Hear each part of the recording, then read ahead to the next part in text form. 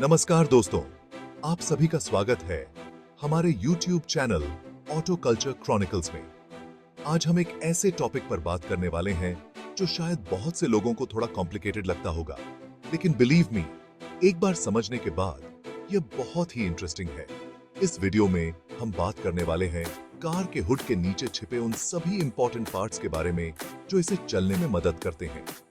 जी हाँ दोस्तों, आज हम कार के हुड के नीचे का रहस्य खोलने वाले हैं। तो चलिए दोस्तों, शुरू करते हैं। और हाँ, अगर आपको वीडियो पसंद आए तो इसे लाइक और शेयर जरूर कीजिएगा और ऐसे ही इंफॉर्मेटिव वीडियोस देखने के लिए हमारे चैनल को सब्सक्राइब करना मत भूलिएगा।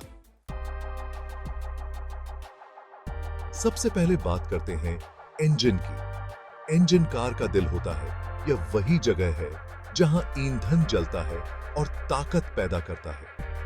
यह पेट्रोल या डीजल जैसे ईंधन को लेकर उसे यांत्रिक ऊर्जा में बदलता है जो कार को चलाती है। इंजन में कई सारे पार्ट्स होते हैं जैसे pistons, cylinders, valves, crankshaft, connecting rods. ये सभी पार्ट्स मिलकर एक साथ काम करते हैं ताकि ईंधन का दहन सही तरीके से हो और कार को चलाने के लिए पर्याप्त शक्ति उत्पन्न हो। अगर आपको इंजन के बारे में और डिटेल्स में जानना है तो आप मुझे कमेंट सेक्शन में बता सकते हैं। मैं उस पर एक अलग से वीडियो बना दूंगा। अब बात करते हैं बैटरी की। जैसे आपके फोन को चलने के लिए बैटरी की जरूरत होती है, वैसे ही आपकी कार को स्टार्ट करने के लिए भी बैटरी की जरूरत होती है। बैटरी विद्युत ऊर्जा को स्टोर करके रखती है और इंजन को स्टार्ट करने के लिए पावर देती है। यह कार के सभी इलेक्ट्रिकल सिस्टम्स को भी पावर देती है, खास तौर पर जब इंजन बंद होता है। आजकल लीड एसिड बैटरीज के अलावा लिथियम आयन बैटरीज भी कार्स में यूज होने लगी हैं, जो ज्यादा एफिशिएंट और लॉन्ग लास्टिंग होती है।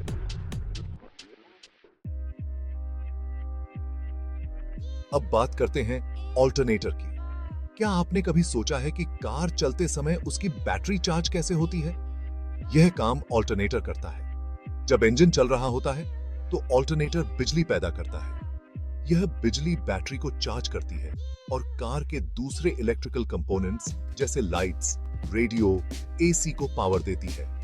अगर ऑल्टरनेटर खराब हो जाए तो आपकी कार अचानक बंद हो सकती है क्योंकि बैटरी पूरी तरह से डिस्चार्ज हो जाएगी। चैप्टर 4, रेडिएटर, इंजन का कूलिंग सिस्टम। अब बात करते हैं रेडिएटर की। इंजन को बहुत गर्मी पैदा होती है और अगर इस गर्मी को कंट्रोल न किया जाए तो इंजन ओवरहीट हो सकता है और खराब हो सकता है। रेडिएटर कार के कूलिंग सिस्टम का एक महत्वपूर्ण हिस्सा है। यह इंजन से अतिरिक्त गर्मी को एब्जॉर्ब करके उसे हवा में रिलीज करता है। रेडिएटर में कूलेंट भरा होता है जो इंजन के आसपास घूमता रहता है और गर्मी को एब्जॉर्ब करता है। यह कूलेंट फिर रेडिएटर में आता है जहां हवा की मदद से इसे ठंडा किया जाता है। ये बेहतर है। चैप्टर 5, एयर फिल्टर, इंजन के लिए स्वच्छ हवा। अब बात करते हैं एयर फिल्टर की। जैसे हमें सांस लेने के लिए स्वच्छ हवा की जरूरत होती है, वैसे ही इंजन को भी सही तरीके से काम करने के लिए स्वच्छ हवा की जरूरत होती है। एयर फिल्टर इंजन में जाने वाली हवा से धूल, गंदगी और दूसरे हार्मफुल पार्टिकल्स को रोकता है। यह इंजन की लाइफ बढ़ाने में मदद करता है। एयर फिल्टर को समय समय पर बदलते रहना चाहिए, नहीं तो यह जाम हो सकता है और इंजन को पर्याप्त हवा नहीं मिल पाएगी। किम ये है। चैप्टर 6, इनटेक मैनिफोल्ड, हवा और ईंधन का मेल। अब बात करते हैं इनटेक मैनिफोल्ड की। यह इंजन का वह हिस्सा है जो हवा और ईंधन के मिश्रण को इंजन सिलेंडर्स तक पहुंचाता है। इनटेक मैनिफोल्ड को इस तरह से डिजाइन किया जाता है कि यह हवा और ईंधन के मिश्रण को सभी सिलेंडर्स में समान रूप से डिस्ट्रीब्यूट कर सके। यह इंजन की परफॉर्मेंस और फ्यूल एफिशिएंसी के लिए बहुत इंपॉर्टेंट होता है। चैप्टर 7, थ्रॉटल बॉडी, हवा का नियंत्रण। अब बात करते हैं थ्रॉटल बॉडी की। यह एक वाल्व की तरह काम करता है जो यह कंट्रोल करता है कि इंजन में कितनी हवा जाएगी। जब आप एक्सेलरेटर पेडल दबाते हैं तो थ्रॉटल बॉडी ओपन होता है और इंजन में ज्यादा हवा जाती है। इससे इंजन ज्यादा पावर पैदा करता है और कार तेज चलती है। जब आप एक्सेलरेटर पेडल छोड़ते हैं तो थ्रॉटल बॉडी क्लोज होता है और इंजन में जाने वाली हवा की मात्रा कम हो जाती है।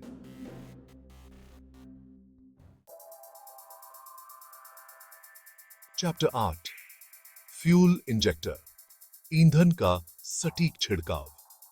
अब बात करते हैं फ्यूल इंजेक्टर्स की। ये छोटे छोटे डिवाइसेस होते हैं जो फ्यूल टैंक से ईंधन लेकर उसे इनटेक मैनिफोल्ड में स्प्रे करते हैं।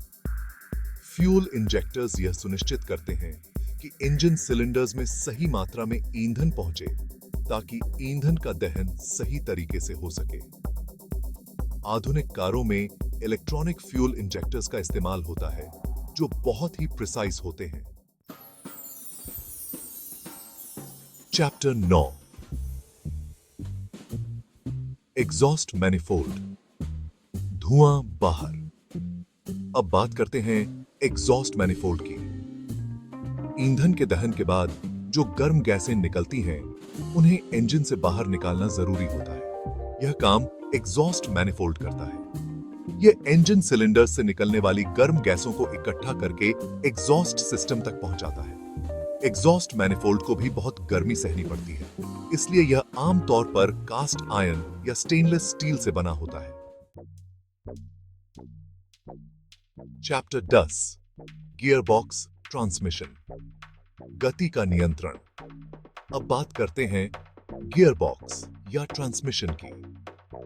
यह इंजन और पहियों के बीच एक कड़ी का काम करता है। ट्रांसमिशन इंजन से मिलने वाली पावर को पहियों तक पहुंचाता है और अलग-अलग गियर्स के जरिए कार की स्पीड और टॉर्क को कंट्रोल करता है। आसान भाषा में कहें तो ट्रांसमिशन की वजह से ही आप अपनी कार को अलग-अलग स्पीड्स पर चला पाते हैं और अलग-अलग ड्राइविंग कंडीशंस में उसका कंट्रोल बनाए रख पाते हैं। चैप्टर 11 बेल्ट और पुलीज, इंजन के सहायक। अब बात करते हैं बेल्ट्स और पुलीज की। इंजन के साथ कई सारे ऑक्सिलरी कंपोनेंट्स जुड़े होते हैं, जैसे alternator, power steering pump, AC compressor और वाटर पंप। बेल्ट्स और पुलीज इन कंपोनेंट्स को चलाने के लिए इंजन से पावर ट्रांसमिट करते हैं। अगर कोई बेल्ट टूट जाए तो इससे जुड़ा हुआ कंपोनेंट काम करना बंद कर देगा, जिससे कार की परफॉर्मेंस पर असर पड़ेगा। Chapter 12 power steering pump, steering को आसान बनाए। अब बात करते हैं पावर स्टीयरिंग पंप की। यह पंप स्टीयरिंग व्हील को घुमाने में मदद करता है, जिससे कार को टर्न करना आसान हो जाता है। यह हाइड्रोलिक प्रेशर जनरेट करता है जो स्टीयरिंग सिस्टम को पावर देता है। अगर पावर स्टीयरिंग पंप खराब हो जाए तो आपको स्टीयरिंग व्हील घुमाने में बहुत ज्यादा ताकत लगानी पड़ेगी। Chapter 13 brake master cylinder, braking system का मस्तिष्क। अब बात करते हैं ब्रेक मास्टर सिलेंडर की। यह कार के ब्रेकिंग सिस्टम का एक महत्वपूर्ण हिस्सा है। जब आप ब्रेक पेडल दबाते हैं तो brake master cylinder hydraulic pressure generate करता है, जो ब्रेक लाइंस के जरिए चारों पहियों तक पहुंचता है। यह प्रेशर पहियों पर लगे ब्रेक पैड्स को ब्रेक रोटर्स पर दबाता है, जिससे कार धीमी हो जाती है या रुक जाती है। चैप्टर 14 फ्यूज बॉक्स, विद्युत प्रणाली का रक्षक। अंत में बात करते हैं फ्यूज बॉक्स की। यह कार के इलेक्ट्रिकल सिस्टम को ओवरलोड या शॉर्ट सर्किट से बचाता है। फ्यूज बॉक्स में कई सारे फ्यूजेस लगे होते हैं। हर फ्यूज एक स्पेसिफिक इलेक्ट्रिकल सर्किट को प्रोटेक्ट करता है। अगर किसी सर्किट में ओवरलोड या शॉर्ट सर्किट होता है तो उस सर्किट का फ्यूज उड़ जाता है, जिससे बाकी इलेक्ट्रिकल सिस्टम सुरक्षित रहता है। ओत्रो, धन्यवाद और जुड़े रहिए। तो दोस्तों, यह थे कार के हुड के नीचे छिपे कुछ प्रमुख पार्ट्स और उनके काम करने का तरीका। मुझे उम्मीद है कि यह जानकारी आपके लिए हेल्पफुल रही होगी। यदि आपको इनमें से किसी विशेष हिस्से के बारे में और अधिक जानना हो तो मुझे कमेंट में बताइए। मैं उस पर एक डेडिकेटेड वीडियो जरूर बनाऊंगा। आगे ऐसे ही इंफॉर्मेटिव वीडियोस देखने के लिए जुड़े रहिए ऑटो कल्चर क्रॉनिकल्स के साथ। तब तक के लिए गुड बाय। फिर मिलेंगे नए टॉपिक के साथ।